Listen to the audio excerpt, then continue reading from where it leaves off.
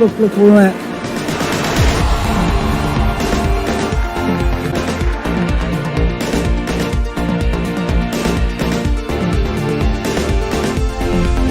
Yes! Yes!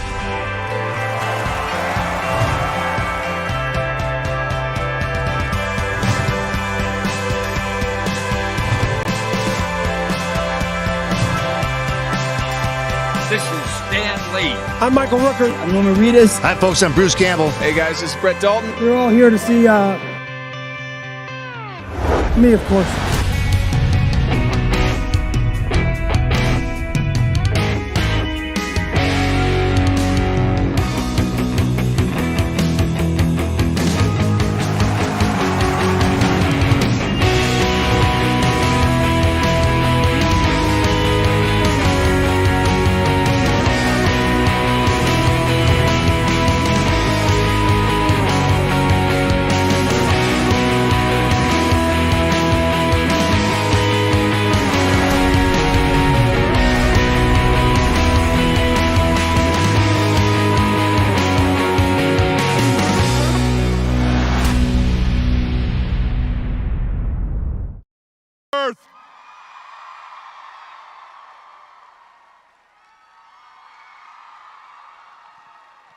Sir, nice to meet you. Please. Hello. Hey! Get in line if you're going to ask him to take off his shirt. Come on. And our guest, he's on the flip side of things, of course. You've seen him in Midnight in Paris. Maybe you've watched AMC's The Night Manager. You may know him as the God of Mischief. His brother, at least on screen, you know him as Loki. Ladies and gentlemen, the one and only Tom Hiddleston!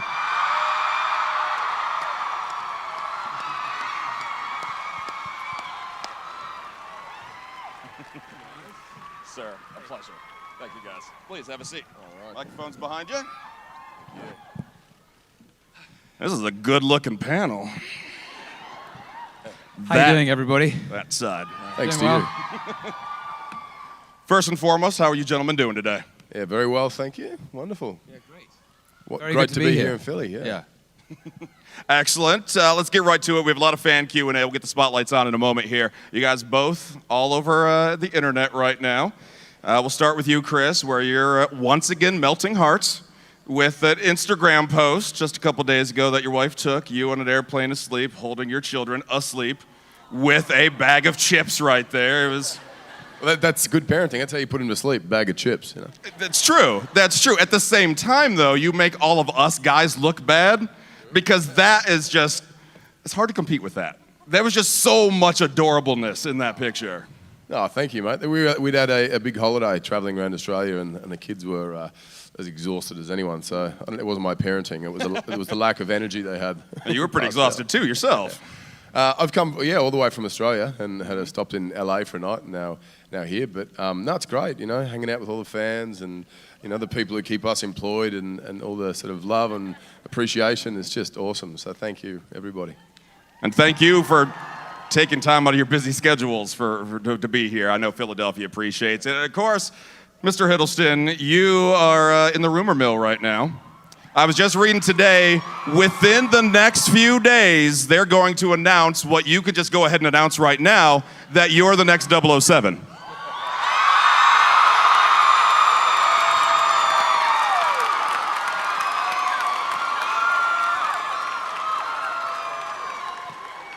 I'm sorry to disappoint you, everybody. It's I don't think that announcement is coming. No. But I'm very gratified to hear the enthusiasm. There's not much I can say that I haven't already said, but I know your guess is as good as mine, to be honest. So maybe you can confirm the title of the next one, 007 Ragnarok.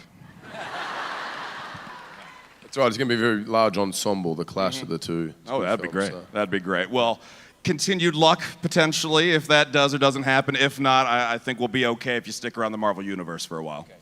I think we'll be all right with that. I suppose we should say that you probably can't give us too much info about Thor Ragnarok. So we can shoot down a lot of these questions. What can you say? Like, why should we be excited for the upcoming movie? Man, it is a lot of fun. I think tonally, a big shift in a great way than anything we've seen before. Taika Waititi, the director, if you know any of his work, is he's just incredible sort of comedic talent, a lot of heart in everything he does. But there's it's a very different Thor. It's a different Loki. I think we go off into a whole nother world that we haven't experienced before. It's fun, but that's me skirting around the issue because I can't say too much. Can't say too much, absolutely. All right, well, let's go to some fan Q&A here. We'll start with this side. And young lady, what's your question? Hi, I'm Jasmine. My question is actually just for Tom. Sorry, Chris. My throat hurts, so go ahead. I work with a Shakespeare company in Delaware, so I'm a huge fan of a lot of your stage work, and I was wondering if you could only play ever, for the rest of your life, one character from one of Shakespeare's plays, who would it be and why? Thank you. These are big questions, for a Saturday afternoon.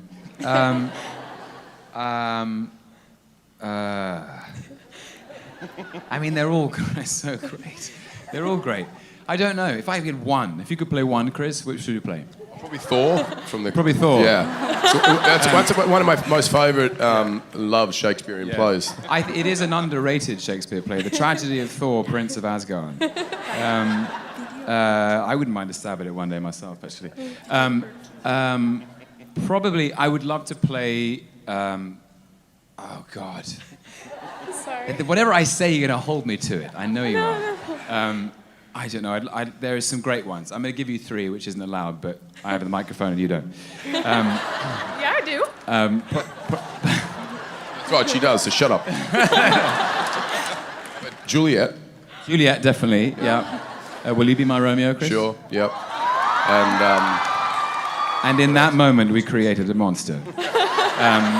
No secret. Probably... Nothing but love up on this stage. For you too. Benedict in Much Ado, thank you for the shout out.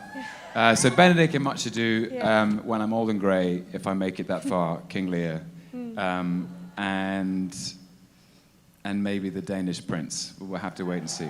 Yeah. You'd be great at as any of them. Thank you so much. Thank you. Winter Soldier. Since this panel is called Brotherly Love, do you consider yourself brothers, or do you have any brotherly stories to tell? Well, I was made an honorary Hemsworth a couple of years ago, which it was a big day for me. It was a big day for us. It was a huge moment. It was like Mowgli being accepted by the wolves. It's a bit like the Jungle Book at my house. Yeah. I don't have any brothers, so to have an on-screen brother is a lovely thing. Brotherly love. Thank you. My brother from another mother. Hello. I just finished watching The Night Manager, which was excellent, by the way. So my question for both of you is, do you prefer playing the superhero characters or your run-of-the-mill average Joe characters? Have you played any run-of-the-mill average Joe character? Does this guy look like a run-of-the-mill average Joe? Jesus. He's putting run-of-the-mill average Joes out of business. Oh, come on. I personally, my greatest sort of source of pride is that I've been allowed to play so many different characters. To play different people in different contexts, some of them supervillains with daddy issues, or to play someone like Pine, who I found is so incredibly romantic and courageous. He's such a brave, deeply brave character. It's all part of my joy at exploring the human condition. So I like them all. I'd like to play a villain, not that he's average Joe, but I think there's often playing the hero, you're restricted into, there's a certain sort of expectation and set of rules. He has to be good, he has to do the right thing, and so on. And I feel like that's why, I love villains on screen often more than the hero, due to the sort of lack of boundaries they have and the sort of exploration they can embark on. So yeah, it'd be nice, and just for something different too. Thank you very much. Hi, I'm from China, and I've been loving you two for years.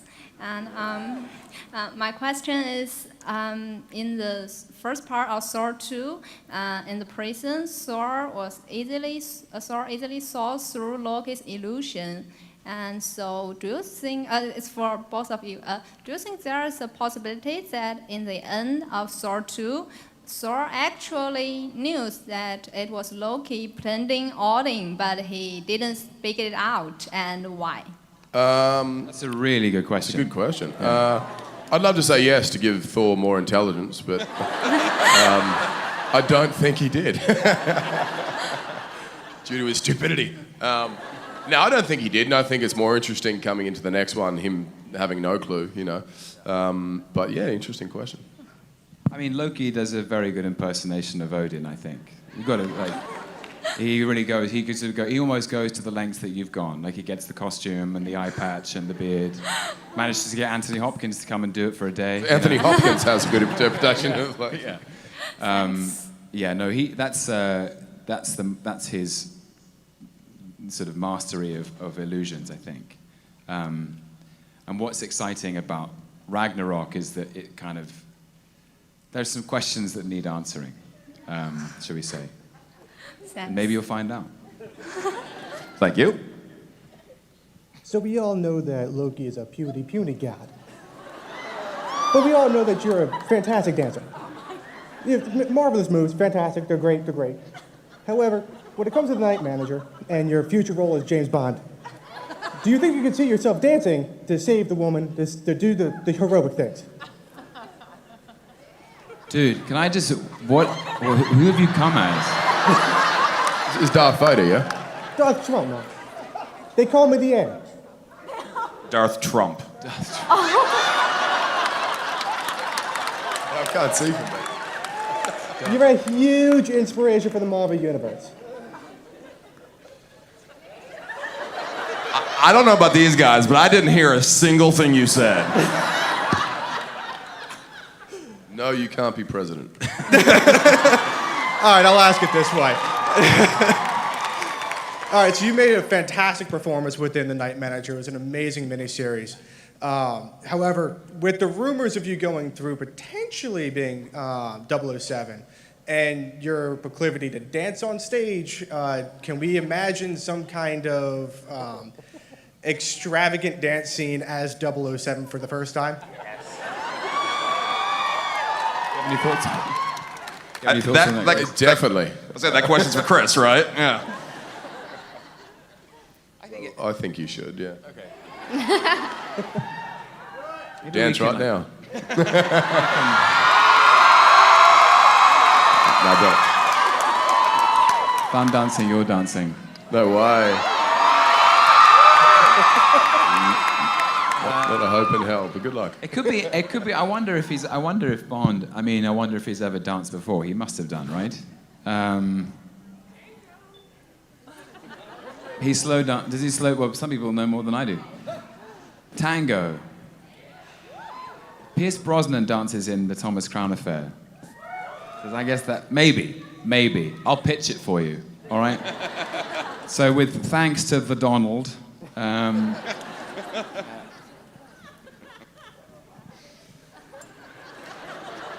Hi. Go and build a wall somewhere, dude.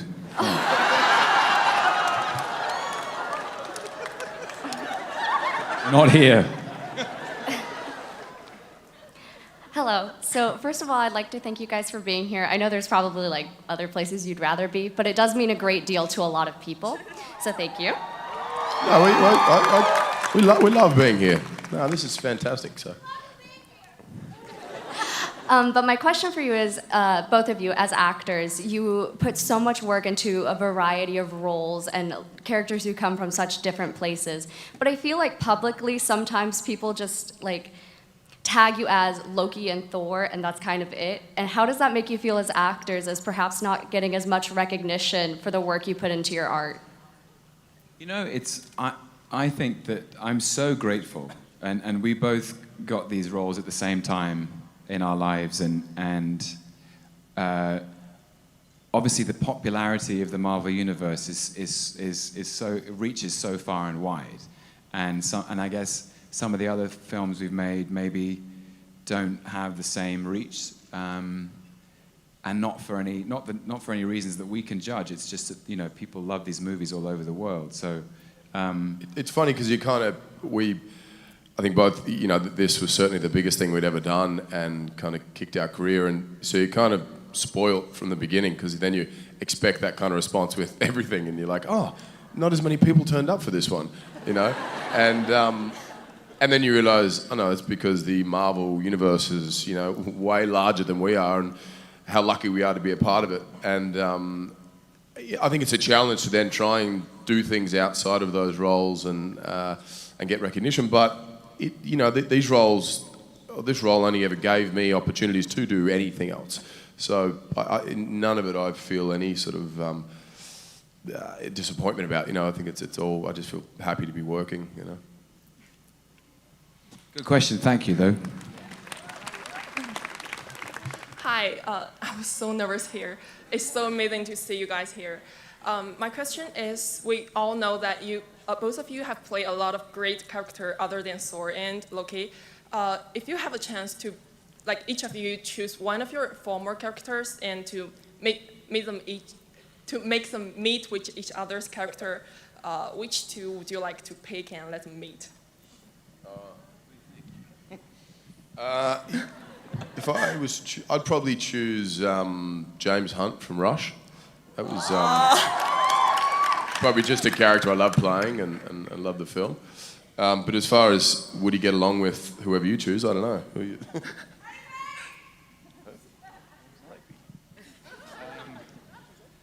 But quite interesting. It would be quite interesting to have like a meet-up between Jonathan Pine and James Hunt, wouldn't it? Maybe. Jonathan, the night manager. Oh, right. Yeah. we don't get that in Australia. No. Okay.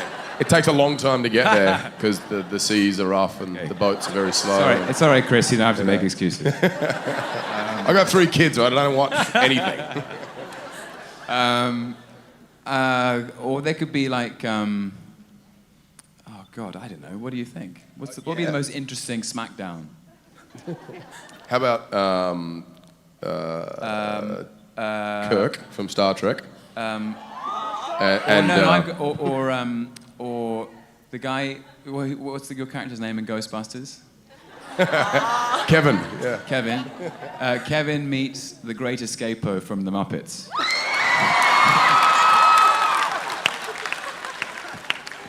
Thank you. Hi, thanks for being here.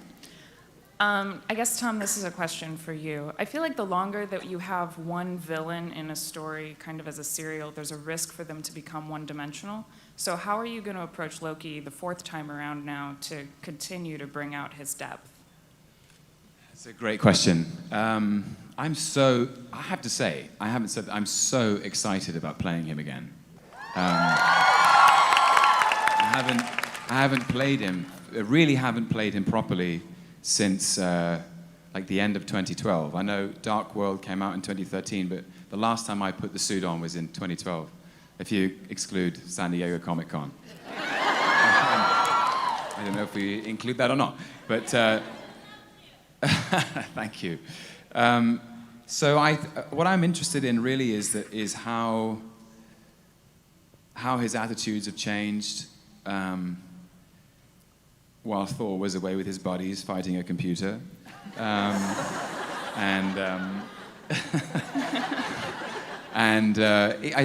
think you'll see. It's there's all sorts of interesting things. I'm 4 years older. Chris is 4 years older. There'll be just new things we find in it. the most exciting thing about it is always that he is a trickster. It's trying to find new ways of him being mischievous, because I love doing that, and I hope that you guys love watching that. Yeah. And let's not forget, there's no secret that the Hulk shows up in Ragnarok. And the last time Loki and Hulk were in the same room, didn't go very well for Loki. So he's got a few chips on his shoulder. Yeah, but it's fun. You'll see. Okay, well, we look forward to it. Thanks. So my question is, we're gonna play sleep, marry, kiss, and kill questions for audition. So this choose will be a little bit different. So for Chris, will be choose between the Warrior 3 and Loki. For Tom, will be choose between the Warrior 3 and Chris and Thor. Please don't kill each other. You know the answer, I wonder. Like the game, like who would you marry? Who would you be friends with? Who would you kill? That type of game. I'm pretty sure it's not who would you be friends with. No, yeah. Yeah. She kept it PG, we kept it PG. Okay. Everyone knows the game, I think. Goodness me. Well, there's a lot of men in that grouping. Actually, there are no girls, so. Yeah. I have no judgment about that at all. I just the idea of playing that game, not the PG-rated game. Yes. Well, I think Thor and Sif always had a thing in one of the comics, didn't they? So they'd maybe have a thing in this game. And Sif then is not in the Warriors 3. not what? Hey, what's the question? The Warriors 3. She is in the. Oh well, yeah. I call it the Warriors 4, so she is there. Yeah. She's in my little gang. Well, yeah. I haven't played this game, so I'm confused. All right. Next question. It's going to take too long. We'll do this later. You tried. I tried. We like the effort. Hi guys, thank you for being here. So we just had Captain America Civil War, which was incredible, and the Avengers had a bit of a family tiff, to put it mildly, and the status quo has changed dramatically while Thor has been gone. So I was just wondering how you were thinking about how he would respond to that when he comes back, what he thinks about what happened between Steve and Tony, what his response will be when he comes back. I think he's just really upset he wasn't involved, right? And then I'll be like, sort it out, idiots. This is silly. You know, I don't know. I'm not sure. I don't know where that's going to, the story's going to go when Thor does come back. But I think it'll come as quite a shock that they're not all getting along and having a bit of a tiff. But, we'll see what kind of larger element, is that larger than their individual disputes and they need to come together and sort it out? Who knows? I don't know. I just don't know any of how they're that far ahead with the films, whether they're even written yet. But Loki's like, when I came down to Earth, I brought you guys together. and now I've left and you're fighting each other. Sorry. I'm so sorry. Loki's going to come back and lead them all, maybe. I like this idea. Me too, thank you. Talk about internet rumors and speculation. Can we just, while we're on the Civil War, can we talk about that Chris Evans does a bicep curl with a helicopter? I was just going to bring that up. Yeah. I watched that movie. I was like, if you don't love that, we can't be friends. I was going to ask how Chris was going to top that in the next Thor movie. Bicep kill the Hulk, maybe. Okay, all right, fair enough. Yes, sir, the young one there. If you could take the staff and the hammer home, would you, and why? Ooh. Household maintenance, chores, that kind of thing, mainly. Bit of repair work. I need a broom for the kitchen, so I just would stick a little broom on it, and it glows in the dark. You can do your housekeeping at night. Do your chores, kid. Thank you for that question. Yep. I think I'm staying too far. I I want to thank Tom for bringing up Kevin in Ghostbusters, because this is a question for Chris about Ghostbusters.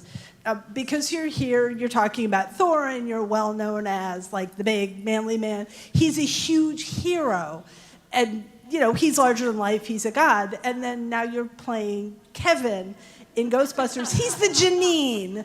And first of all, I am super excited for this movie. But can you just talk a little bit about the difference between playing Thor and playing Kevin?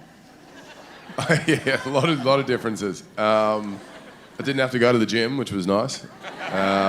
We like that you go to the gym now. Oh, thanks.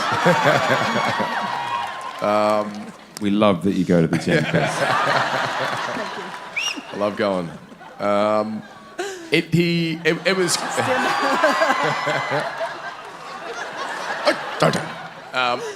It was a lot different, and it kind of came alive when we got there, because I remember talking to Paul, the director, and not really knowing what the character was, and he said it's fine. It's going to be a lot of improvisation, and we got there, and the girls and myself, we just started sort of, improvising, and this character kind of took off, and he's completely wacky, and needs to be rescued most of the time, and probably does more harm than good, and doesn't even know how to answer the phone, and he's just hoping to get some free rent. He's hoping that comes with the job, which it kind of does. But, Chris, would you say?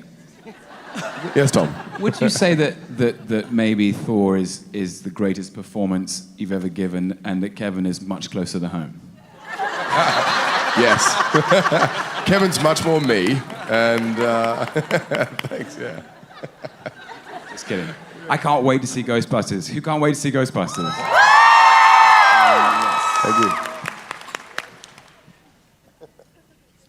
So when you guys first met, did you get along like right away, or did it take some time? We got along.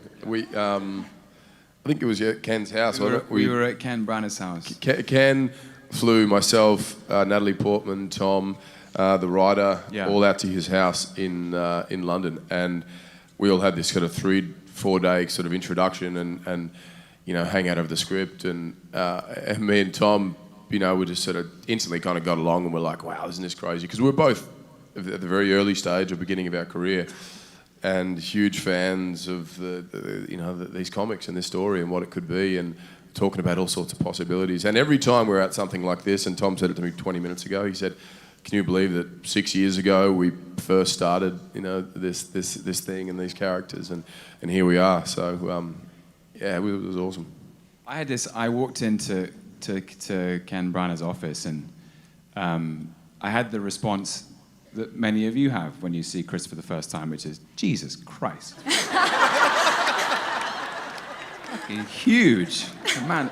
And then actually Natalie arrived, and we went off, and Jesus Christ. Yeah, Jesus, both said Jesus Christ. And then we were dispatched to go and train together, and we went for a run, and you lifted some logs, I think, but it was really cool. It was just the coolest thing. And somehow we both felt like we had the best luck, and that it was going to be this great adventure. And in that moment, we were completely bonded by it. And it has been the most incredible adventure, the whole thing. We're very lucky. Okay, thank you. Thank you. Hi. I just wanted to say I love you guys, not only as Thor and Loki, but in The Heart of the Sea and in Coriolanus. I love those movies. But I wanted to ask, what has Loki been up to since we last seen him, and what is a day in the life as King Loki? Well, the trains run on time for once. Streets are clean. Taxes are low. But essentially, the people are sad. Dictatorship. Strangely, new posters everywhere of Loki's face. I can't explain it. Honestly, I couldn't tell you. I could tell you, but I'm not going to. You'll get to see it, though. Because you'll get to see in November 2017. Yeah. Thank you. Hey, how you guys doing? In Avengers 1, when Hulk is throwing around Loki, How did you do that scene? Did that hurt? It hurt my pride, most of all, was a my great dignity and my self-esteem. It was a very, very funny day at work because it was just me in the room. Mark Ruffalo wasn't there, but it was me and Joss Whedon, and the art directors and the set decorators had dug out these trenches in the set. And so what I had to do was I had to essentially jump into these things,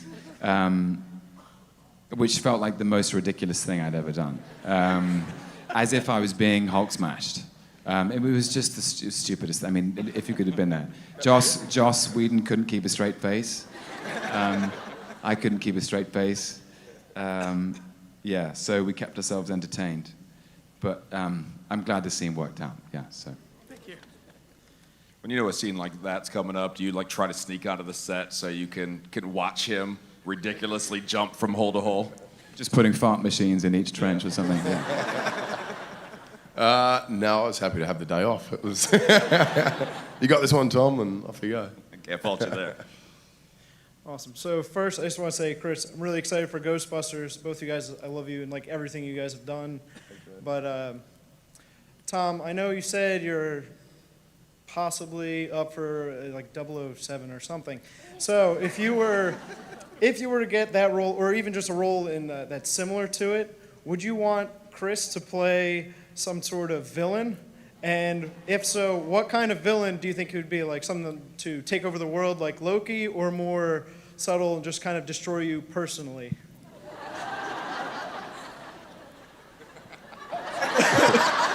Good luck with that one, Tom. By the way, I'd be first in line to see Chris as a villain in something. That'd be awesome. I quite like the idea. I mean, I think it's hilarious that he just wants to destroy me personally. That's a real vendetta he's got there. I don't know. What kind of villain would you like to play, Bud? Oh, I don't know. I have no idea. Like thinking Javier Bardem in Skyfall, you thinking... You can't go and copy someone else. No, of course, yeah, your own original work. Yeah, maybe subtly copy, Loki or something. But I don't know, just one with no parameters and no rules, and but I don't know. It's an interesting question about Bond and so on. And I don't have an interesting answer. It would be fun to do something contemporary with Chris one day. It'd be nice to have the role reversal, and play the villain and you be the hero. It'd be cool. Or like two anti-heroes, something like that. Are we just talking? We're just taking up time. Who has a question? Hi. First off, Tom, I have to say you're probably the best birthday present I could have ever gotten this year. And Chris, you are pretty much icing on the cake, so it's wonderful to have you guys here. Tom, I know you're a big Doctor Who fan, and I know with all the rumors going around with being the next Bond, but if you, in a perfect world, got to choose, would you rather be the next Doctor or the next Bond?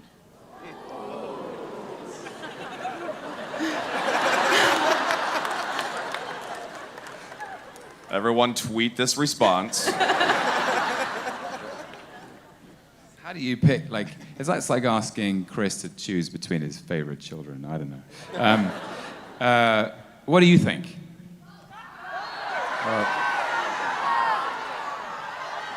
I personally say Doctor, but I would love you in anything, so Okay. I'm biased. Honestly, I couldn't possibly say because I don't know that I will ever be either of them. But they're both great characters, obviously. So, big fan. All right, thank you. Thank you. All right. Hi, Chris and Tom. I'm Sophie. I recently just had the pleasure last month of having Mark Ruffalo as my college commencement speaker, and he gave a really great speech kind of helping to inspire us as young graduates and creatives. And I was wondering what advice you guys would give to aspiring artists or actors or anyone that's, just needs a little pick-me-up.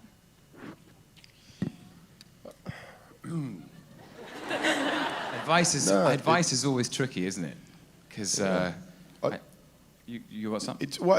I remember being in high school and having a different idea every week of what I wanted to do and so on. And that came from, I just wanted to do something that made me happy, you know, and I watched a lot of people, you know, in employment that they didn't love and weren't inspired by, and I just thought, I don't want to do that, you know, I want to do something that takes me on all sorts of adventures. And then so I thought, oh, you know, I'm going to be an actor. And a lot of the sort of career advice I got from my teachers was, wow, that's ridiculous. You know, what's your backup plan or what's your thing? And I just never had one. I was sort of obsessed with this idea then, and I think you've got to truly love it because there is a lot of no's and a lot of doors being closed. But if that's what kind of fulfills your soul and that's what keeps you inspired and active in life and moving forward and continually sort of searching, and then I think go and chase it and do it and don't let anyone tell you otherwise. But yeah, as I said, just whatever makes you happy, I think. And really go after it. I mean, go after it and chase it down and don't take no for an answer. Bash your head through the brick wall and keep doing it. The great tragedy is that one day you would look back on your life and say, I wish I had. I wish I had just tried it. I wish I'd tried this. You know, I've said this before, but they all get one life and it's a short one, and you have to spend it doing things that you love. And the more you love what you do, the more you inspire those around you, the more you create an environment which is full of love and life and fun and energy. So go after it with every fiber of your being. Thank you very much. Hi. My question is, how do you prepare yourself to be the characters you play, like in movies, like in Thor? Like, how do you prepare yourself to be against each other? We usually just laugh about it, actually. About being against each other. Yeah. The great thing about helps Loki is if you get along, Yeah. definitely, because you're both kind of open to saying, what if we try this, and wouldn't it be fun if we did that, and whatever. And there's no sort of grudge held or animosity. It's just kind of a search for whatever the best scenario of that relationship or that scene is, you know. Thank you. But it's fun. When I put the Loki costume on, it's like, okay, I'm gonna have a fun day. And it always feels like it's gonna be fun, especially working with this guy. It's true. Thanks. Hi. I was wondering if, Chris, you were aware of Anthony Mackie's obsession with your hair. No. Oh, wow, that's cool. Wow. I might go discuss it with him later. Thanks, Anthony. Wherever he is. Said he wanted to brush it. I had no idea, no. You wanted to brush it? Or what? Well, he can. Let's get him up here. There is like when all the Avengers are assembled in the room and Chris walks in, the air does change a bit. People kind of like start to sort of get a little bashful. Rub their hair. You know. No, they don't. Hi. The Hollow Crown is such an important piece to me. It reintroduced me to Shakespeare during a really difficult time in my life, and now I can't imagine my life without the beauty of Shakespeare. So thank you for that. My question is, what is your all-time favorite work from Shakespeare? Sorry if that's a difficult question. I mean, there's such depth in all of it. I really couldn't pick one, I don't think. And the reason I think he's such a deeply loved and admired playwright and a genius, and the reason he keeps being performed is that you can, at different points in your life, whether you're reading it or performing it or watching it, you find different access points to it. So maybe when you're younger, you love Romeo and Juliet because you can kind of empathize with that headlong passion. It feels very true to where you are. But maybe when you're older and you watch some of the later plays, you can empathize with the fathers and the kings or the queens or the mothers. You know, I think that is why he's so rewarding as a playwright. So it's very difficult for me to pick, actually.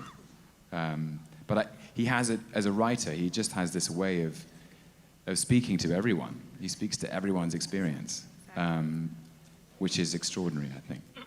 Thank you. Yeah. She doesn't care your opinion about this one. I don't really read much Shakespeare. That's why she walked away. You can tell, right? Yeah. Now she feels bad. No, it's good. I did a Shakespeare play in high school and didn't know what the hell I was saying, and still don't know what the play was about. It was called Much Ado About Nothing, which Ken Branagh directed a movie about, which I love the movie. But did you play? I played Don Pedro. Don Pedro. Denzel. Denzel. Yeah. So I just kind of copied what he did.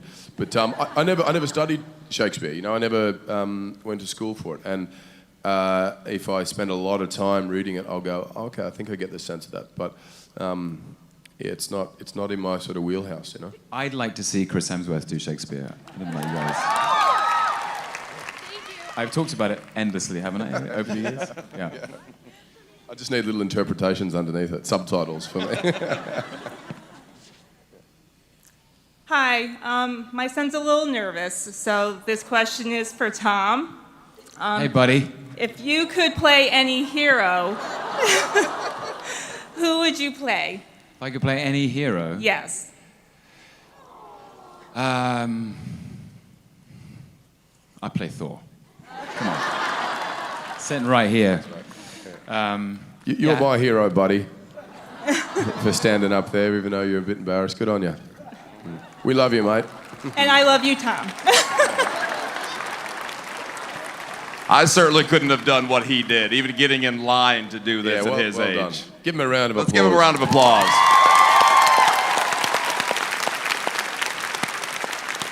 And actually, on that note, we're out of time already. So we need to get you guys back to the floor. Thank you again sincerely for coming out. Busy schedules. Philadelphia, let's hear it for Chris Hemsworth and Tom Hiddleston! Thank you, everybody. Thanks, everybody.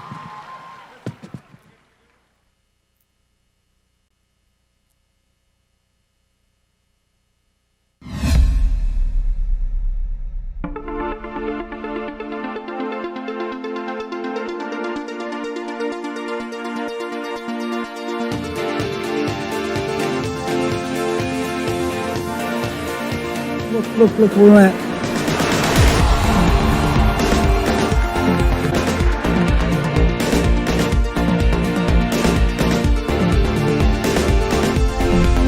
Yes! Yes!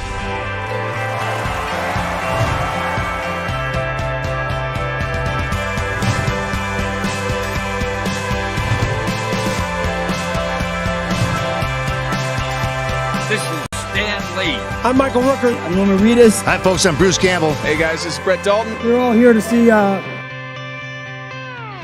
me, of course.